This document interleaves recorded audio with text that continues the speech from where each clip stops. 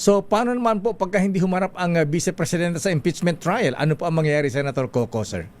Okay lang 'yon, no effect 'yon. Hindi naman ina-expect ng court na may full cooperation dun sa impeach official. Siyempre pwedeng maging defiant, no? Palaban yung impeach official. Pwede niyang hindi i-recognize ang impeachment court. Posible 'yan. So pero hindi maapektuhan ang proseso, hindi maapektuhan ang authority, ang jurisdiction, hindi rin maapektuhan ang epekto ng decision, ng final decision.